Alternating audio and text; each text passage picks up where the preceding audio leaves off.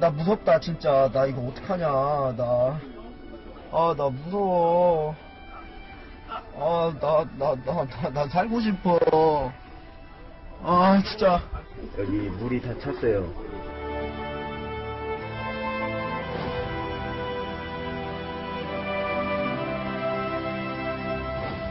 처음에 구조 인원 발표된 거하고 또 나중에 확인된 거하고 차이가 무려 200명이나 있었는데 어떻게 그런 큰 차이가 날 수가 있습니까? 출발할 때 구조됐다고 그러고 또 도착하니까 또 구조됐다고 막 중복이 돼가지고 그 중복 카운트가 돼가지고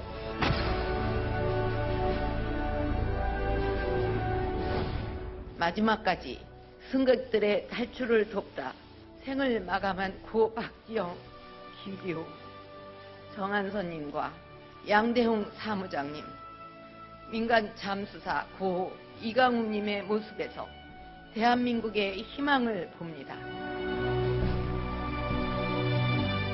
대통령 박근혜를 파면한다.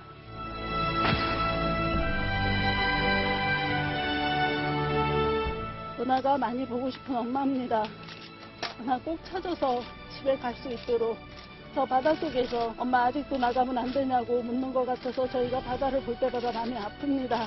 9명 다 찾아서 돌아갈 때까지 마지막까지 함께 해주시면 감사하겠습니다.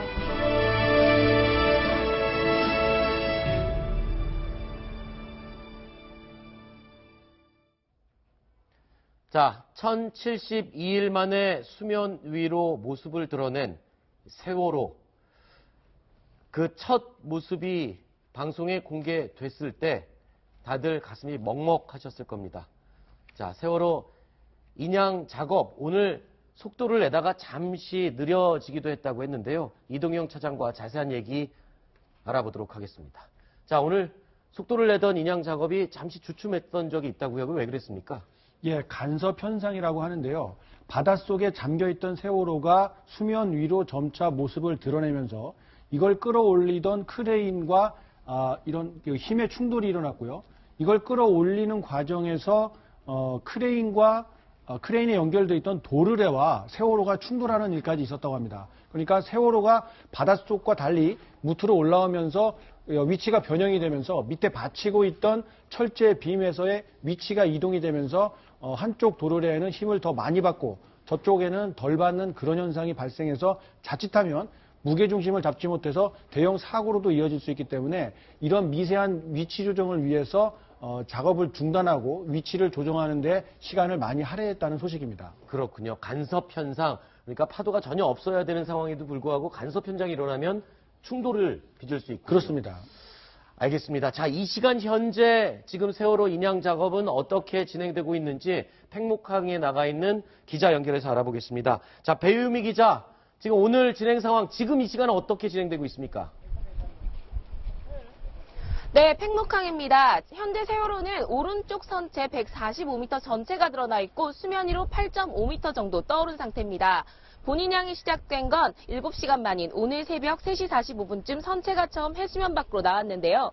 해양수산부는 당초 오전 11시 수면 위로 13m까지 끌어올린다는 계획이었습니다. 하지만 오전까지 빠르게 진행되던 인양 작업은 세월호 선체와 바지선의 와이어가 닿으면서 접촉이 생겼고 이 과정에서 선체가 균형을 잃으면서 당초 계획보다 지연되고 있습니다. 현재 인부 수십 명이 세월호를 바지선에 고정하는 고박 작업을 하고 있습니다. 고박 작업이 완료되면 선체를 13m까지 들어올리고 내일쯤 예인선을 이용해 반잠수식 선박으로 옮겨 실을 예정입니다. 이 과정이 또 한 차례 고비입니다. 반잠수식 선박 위에 선체를 올릴 공간이 160m 안팎인데 세월호 선체 길이가 145m에 달해 여유 공간이 적기 때문입니다. 가족들은 차분한 분위기 속에서 팽목항과 맹골수도 해역에서 인양 과정을 예의주시하고 있습니다. 지금까지 진도에서 채널A 뉴스 배유미입니다. 네, 배유미 기자가 수고해줬습니다. 자, 그런데 지금 오늘 하루 종일 세월호 인양 과정에 대한 보도를 보다 보면 수면 위 13m라는 표현이 반복되고 있습니다. 자, 수면 위 13m 얼마나 중요하길래 이렇게 계속 반복되고 있는가요?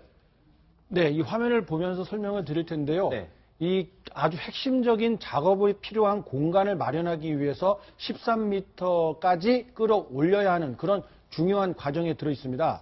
세월호가 현재 8.5m 정도 돼 있다고 하는데요. 작업 조건은 이렇습니다. 풍속이 초속 10m 이하여야 되고 파도는 1m 이하로 돼야 이런 조건이 있어야 흔들림이 적기 때문에 이런 그 기상 조건이 있어야 하고요. 현재 지금 이제 8.5m까지 올라온 세월호가 13m까지 올라와야 하는 이유가 있습니다. 네. 반잠수식 바지선을 이용해서 목포 신안까지 100km 정도를 이동을 해야 되잖아요. 네네. 그런데 이 바지선은 반잠수정입니다. 그래서 네. 13m까지 내려갈 수가 있어요. 아하. 그런데 최소 공간, 작업 공간으로는 4m가 필요합니다. 네. 그렇기 때문에 폭 22m인 세월호를 최소한 13m 이상 수면 위로 끌어올려야 4m의 공간이 생기기 때문에 네. 그래서 13m 수면 위로 끌어올리는 작업 이게 가장 핵심적인 인양 과정의 핵심이라고 할 수 있겠습니다. 그러면은 이 13m보다 더 높이 끌어올릴 수는 없는 겁니까? 이게 최대치인가요? 올릴 수도 있는데요. 네. 최소 작업 공간이 4m입니다. 그리고 네. 물에 있을 때의 끌어올리는 힘과 아하. 수면 위로 올라왔을 때 끌어올리는 힘은 훨씬 더 수면 위로 올라왔을 때 끌어올리는 힘이 더 많이 들어가기 때문에 사실 바지선 두 대가 굉장히 큰 힘을 발휘하고 있습니다만 수면 위로 계속 끌어올리는 것은 작업에 상당히 위험성을 초래하기 때문에 최소 공간만 확보하는 그 높이 13m만 끌어올리는 겁니다. 자, 그리고 조금 전에 간섭 현상에 대한 얘기도 했었는데요. 바람도 아주 없어야 되고 파도도 잔잔해야 된다고 하는데 어느 정도까지 날씨가 도와줘야 되는 겁니까? 그러니까 파도 우리가 화면을 통해서 많이 봤던 바닷가에서 하얀 물보라가 일어나지 않아야 되는 정도입니다. 파도 자체가 거의 없는 수준이거든요. 그렇습니다.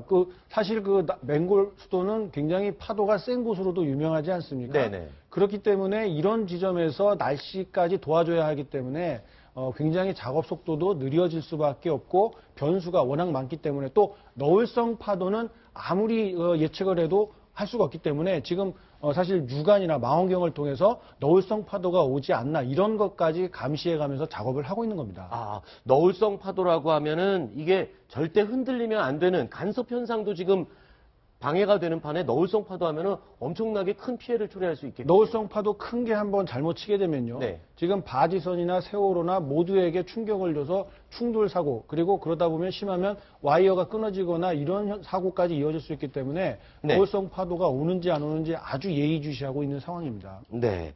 그런데 지금 끌어올리는 속도를 보면은 굉장히 조금씩 올라온단 말입니다. 이게 1m 들어올리는데 얼마나 걸린다고요? 시간 7시간 넘게 걸린다고 알려져 있네요. 지금 7시간 이상 넘게 걸린다고 하는데요. 네. 왜 그러냐면요. 그냥 단순한 정사각형, 직사각형의 어떤 물체를 끌어올린다고 하면은 굉장히 손쉬울 겁니다. 하지만 여러분들이 화면에서 많이 보신 것 같이 세월호는 뒤쪽에 무게중심이 있고 앞쪽으로는 좀 가벼운 상태입니다. 지금 대략 무게를 재보니까요. 8,000톤에서 8,500톤까지 나오고 있다고 합니다. 네. 그런데 어느 지점이 딱 무게중심인지 알 수가 없고 파도 때문에 흔들리고 있고요. 그리고 수면 위로 올라왔을 때 상태가 또 다르기 때문에 네. 무게중심을 잘 잡고 한쪽으로 잘못 기울어지다 보면 완전히 다시 쓸려 내려갈 수가 있지 그렇죠. 않습니까? 그래서 무게중심을 잘 잡은 상태에서 끌어올리다 보니까 아주 미세하게 올릴 수밖에 없는 그런 어려운 작업 과정입니다. 그렇군요. 자, 수면 위로 세월호의 옆모습이 공개가 됐을 때, 이제 끌어올렸구나라고 생각을 했었는데, 그게 아니었습니다. 그 이후에도 지금 복잡한 인양 과정들이 아직도 많이 남아있다면서요? 그렇습니다. 일단 13.5m 이상 수면 위로 끌어올린 다음에는 네. 1차 바지선을 통해서 1.5km 떨어진 곳으로 이동을 해야 됩니다. 아하. 반잠수정이 있는 곳으로 이동을 해야 되는데요. 네네. 이 점도 궁금하실 겁니다. 왜 1.5km 바깥으로 이동을 해서 그렇죠. 다른 배로 또 옮겨 실을까? 네. 지금 맹골 수도가 조류가 워낙 빠른 곳이기 때문에 네. 그쪽에서 옮겨 실는 과정을 하다가는 자칫하면 아하. 큰 사고가 예상이 될 수 있기 때문에 이걸 피하기 위해서 조류가 그나마 잔잔한 곳으로 이동을 해서 반잠수정으로 옮겨 실는 그런 네. 작업 절차를 선택했다고 합니다. 그렇군요. 자, 그러면 이런 모든 과정을 거쳐서 최종적으로 뭇에서 이 완료된 과정을 보려면은 어느 정도 지금 시간이 남은 겁니까? 지금 옮겨 실는 과정만 해도 한 4일에서 5일 정도 걸릴 것으로 예상을 하고 있고요. 네. 또 한 가지, 이 반잠수정에 싣고 목포 신항으로 옮겨가는 데만 꼬박 하루가 걸리고요. 네. 거기에서 다시 무트로 내리는 작업이 아무 이상이 없을 때에 4일 정도가 예상이 된다고 합니다. 네. 그렇다 보면 지금으로부터 약 빠르면 열흘 내지는 15일, 보름가량 걸릴 것으로 예상이 되고 있습니다. 네, 알겠습니다. 자, 이동영 차장 얘기 잘 들었습니다. 자, 그리고요. 지금 가장 마음을 졸이면서 이 인양 과정을 지켜보는 분들은 미수습자 가족일 겁니다.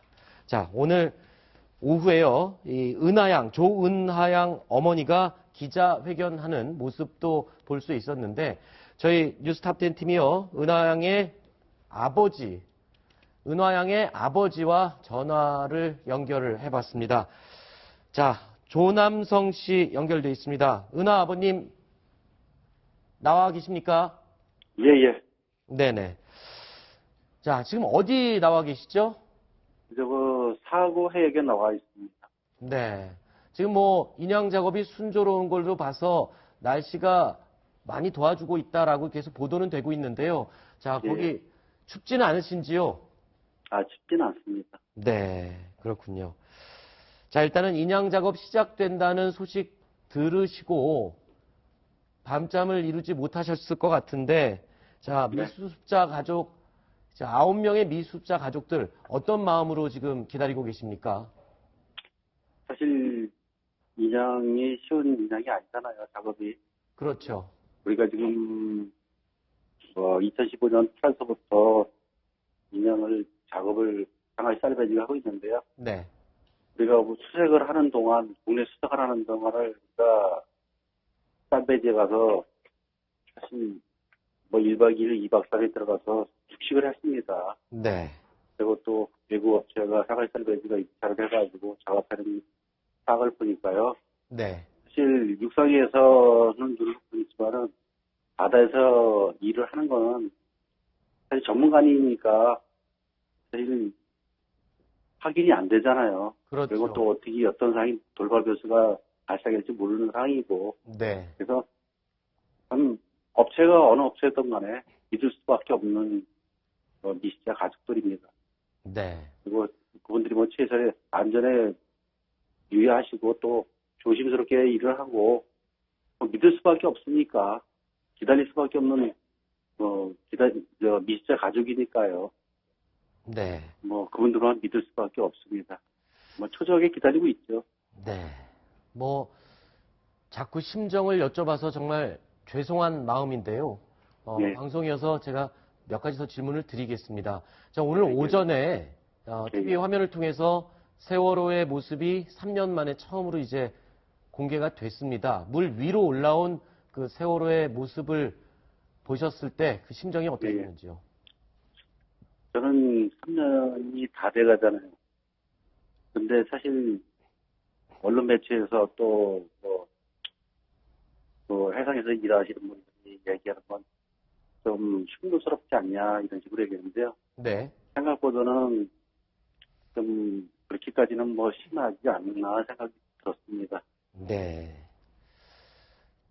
자, 그리고 조은호화 양. 자, 다른 걸 한 번도 잊은 적이 없으셨을 텐데요. 예. 은하화 양에 대한 기억이 가장 많이 날 때가 언제입니까? 너무나도 어느 집안에 자식은 착하고 말 잘 듣고 다 그렇지 않습니까? 그리고 또 행복을 주는 누나였는데 제가 누나하고 싸움하기 전날 잘 갔다 오라는 말도 못하고요. 이렇게 가방을 많이 싸가지고 가냐. 들고 다니기도 힘들 텐데 이런 식으로 얘기를 했거든요. 이게 마지막이었습니다. 그래서 너무나도 안타깝죠. 또 일찌감치 좀 인양을 해서 가족분으로 돌려주었으면 좋겠는데 또 세상에 이렇게 쉬운 작업이 아니라는 거는 저희도 알고 있기 때문에 초조하게 기다렸는데 그래도 지금이나 3년이 다 돼가지고 인양을 해가지고 오늘 만난다니까 좀 망설이고 있습니다. 좀 어떻게 지금 사실 아빠라는 사람들이 표현이 부족하잖아요. 인양이 잘 되고 아이를 만났으면 좋겠습니다. 착한 아이였습니다. 말 잘 듣고. 저도 누나가 공부를 좀 잘했는데 아빠 전교 1등 했어요. 이런 얘기 듣고 그럴 때 너무나도 못해준 그 상황이 안타깝더라고요. 누구나 보고 싶습니다. 네, 아버님. 아버님. 예. 자, 이제 세월호가 인양이 됐으니까요. 예. 그동안 마음고생 너무 많이 하셨고요. 저희가 방송 때문에 전화 연결을 했지만 차분하게 말씀을 잘 해주셔서 너무 감사합니다. 네, 오늘 한 가지만 더 얘기 말씀드리면. 네네네, 말씀하십시오. 아니, 지금 인양이 지금 수면에 6m 올라가는데요. 목포 신항까지 가는 것도 또 어떤 변수가 발생할지 모릅니다. 국민 여러분들이 지켜봐 주시고요. 좀 기도 좀 해주십시오. 꼭 인양돼서 미수자하며 꼭 집으로 돌아갈 수 있게끔 부탁드립니다. 네, 알겠습니다. 감사합니다. 자, 아버님 오늘 전화 연결 어려운 상황임에도 불구하고 응해주셔서 정말 감사합니다. 예, 감사합니다. 네. 자, 제가 감정을 추스리지 못한 점 양해해 주시기 바랍니다. 자, 이동영 차장. 네. 지금 세월호 인양까지 3년이나 걸렸습니다. 사실 기술력이 딸린 건지 이게 왜 인양이 되는데 3년이나 소요됐는지 그 근본적인 이유가 뭐였나요? 자, 지금 이제 3년이라고들 하고 있는데요. 네. 인양을 시작한 것은 지금 아버님께서 언급을 해주신 것처럼 2015년 8월에 인양이 결정이 됐고 그날 2015년 8월에 인양 업체가 선정이 됐습니다. 그러니까 정확히 말하자면 1년 7개월가량이 걸린 건데요. 작년 11월까지는 이 공기를 이용해서 부력을 통해서 세월호를 어느 정도 띄어 올리는 그런 인양 작업을 했었는데 최종적으로 실패를 했죠. 그래서 11월 이후에 지금과 같은 인양 방식을 선택해서 계속해서 작업을 해온 겁니다. 그래서 물론 이제 사고가 난 이후에 최종적으로 인양되기까지는 3년이 걸렸습니다만 정부가 최종적으로 인양을 할 것이냐 말 것이냐 어떤 업체를 선정할 것이냐 이런 과정이 거쳐진 게 2015년 8월이니까요. 1년 7개월 만에 인양이 됐다 이렇게 보면 될 것 같고 다시 한번 말씀드립니다만 애초에 이런 공법 지금과 같은 공법이 아니라 공기부양식을 통한 그런 인양 방식을 선택했다가 그게 작년 11월까지 진행을 했던 거고요. 그게 실패를 하면서 지금의 인양 방식을 통해서 인양을 하게 된 겁니다. 네. 자, 그런데요. 일부에서는 인양 방식에 대해서 또는 업체 선정에 있어서 좀 문제가 있었던 게 아니냐 지적을 하고 있습니다. 자, 진교중 전 해군 해난구조대장에게 관련된 이야기를 들어보겠습니다. 인양 작업이 3년 걸린 것은 그 상하이 살베지가 최초에 시도했던 공법, 즉 플로팅 도크와 크레인을 사용하는 방법이 잘못돼가지고 중간에 공법을 바꿨기 때문에 인양 작업이 3년이 걸렸습니다. 상하이 살베지가 처음에 제시한 공법은 세월호 무게가 8,600톤으로 보고 그 안에 5,000톤의 부력재를 넣고 나머지 3,600톤은 크레인으로 드는 공법을 썼는데 그 공법으로 1년 4개월여 가까이 작업을 했는데 실패를 했습니다. 작년 말에 공법을 바꿔가지고 상하이 살베지가 제킹 바지선 두 척과 반잠수식 선박을 이용해서 선체를 인양하는 공법을 바꿨기 때문에 지금 기간이 연장이 된 겁니다. 자, 지금 전문적인 설명을 들었는데 조금 복잡한 것 같습니다. 좀 쉽게 설명을 다시 한번 정리를 해 주시죠. 예, 그러니까 2015년 8월 이후부터 공기 부양식, 그러니까 세월호 안에 공기를 집어넣어서 한 5,000톤의 부력을 얻게 하고요. 나머지 3,600톤 정도는 크레인을 이용해서 세월호를 끌어올리겠다. 이런 계획을 처음에는 추진을 했었는데 그 계획이 계속 추진되다가 작년 11월에야 최종적으로 실패로 결론이 났습니다. 그런 방법으로는 세월호가 뜨지 않는다는 것을 확인을 했고요.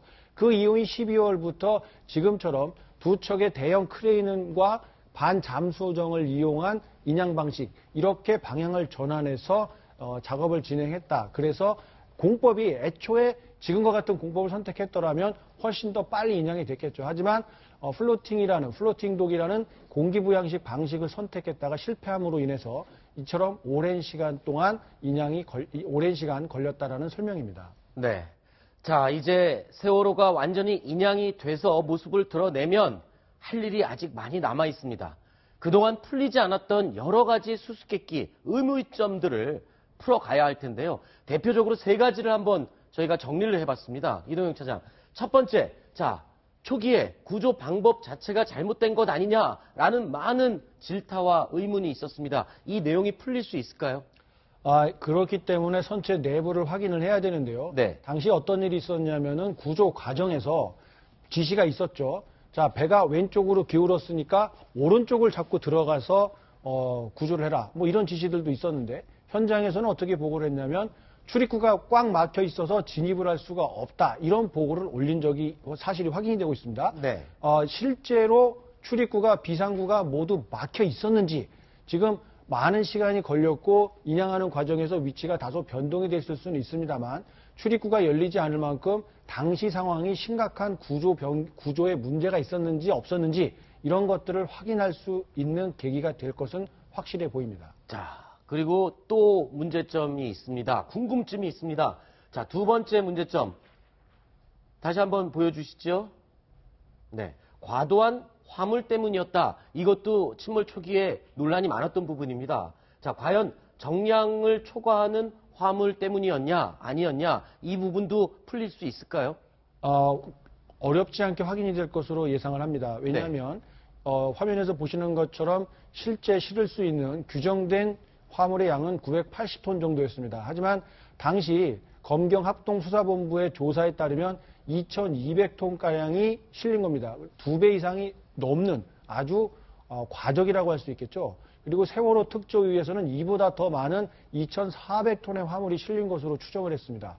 약 200톤가량의 차이가 있는데요. 어찌됐든 상당히 많은 양, 특히 그 중에서도 철근 구조물이 실려 있었다. 이런 주장들이 나오고 있거든요. 실제 철근이 어느 정도 실렸는지 파악을 해보고 이 철근의 용도, 해군 강정기지를 공사하는 데 쓰일 철근이었다. 이런 게 맞는 거는 같은데, 물론 이제 군 당국에서는 공사 업체 간의 문제이지 군 당국이 개입한 적은 없다라고 하면서 한 발 물러서 있습니다만 어떤 종류의 화물을 왜 그렇게 많이나 실었는지 적당히 실을 수 있었는데 어떤 다른 외압에 의해서 많이 실린 것은 아닌지 이런 궁금증을 갖고 있는 분들이 많이 있기 때문에 어떤 종류의 화물이 실려 있는지부터 정확히 확인을 해야 될 것 같습니다. 네. 그리고 마지막 이 부분도 정말 궁금합니다. 이 부분은 아직도 법정에서 논쟁이 되는 부분이기도 한데요. 자, 지금 충돌해서 침몰한 거냐 아니냐 논란이 많습니다. 예, 일단 공식적인 세월호 침몰은 조류가 빠른 곳에서 제대로 각도를 틀지 못해 그리고 제대로 화물을 묶지 않은 상태에서 화물이 넘어갔고 그래서 무게중심을 잡지 못한 세월호가 왼쪽으로 넘어지면서 침몰했다. 이런 것이 공식적인 사고 원인입니다.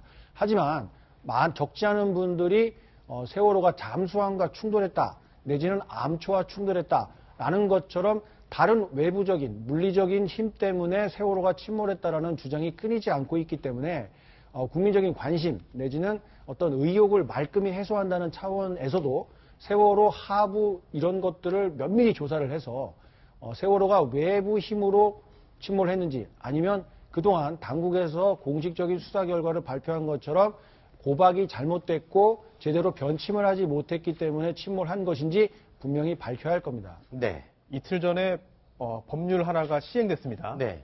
세월호 선체조사위원회의 설치 및 운영에 관한 특별법인데요.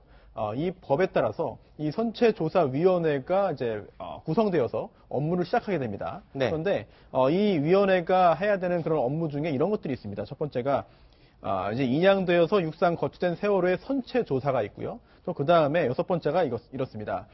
그 밖에 사고의 직접적인 원인 조사와 관련하여 위원회가 필요하다고 판단하는 사항에 관해서 조사를 할 수 있는데요. 네. 위원회가 신속하게 이제 구성되어서 실질적으로 이 세월호 참사의 발생 원인이 무엇인지, 그리고 또 구조 작업에서의 구체적인 문제점이 무엇이며, 그동안 여러 공무원들이 이 구조 작업 중에 혼선을 빚었고 제대로 된 구조 작업을 하지 못했음에도 불구하고 형사처벌은 받지 않았습니다. 이런 것들에 대해서 혹시라도 간과하고 제대로 점검하지 못하고 제대로 밝혀내지 못하고 넘어간 부분이 있는지까지 네. 이번에 구성될 선체조사위원회가 제대로 밝혀주기를 기대하겠습니다. 자, 그리고 지금 미 수습자 가족들이 가장 기다리는 부분이 이겁니다.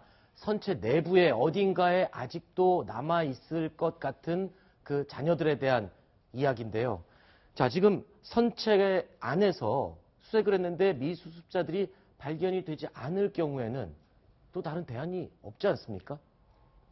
발견이 되기를, 그래서 가족의 품으로 돌아가기를 다들 기대하고 있고요. 그리고 인양 과정에서 혹시 선체 안에 있었던 미수습자들이 밖으로 빠져나가지 않았을까, 네. 않을까 우려가 되기 때문에 작업하는 과정에서 주변에 촘촘하게 그물과 펜스를 쳤고, 그리고 잠수사들이 동원이 돼서 수시로 현장을 확인해서 혹시 유실 가능성을 막기 위해서 이런 안전장치도 마련을 해놨다고 하는데요.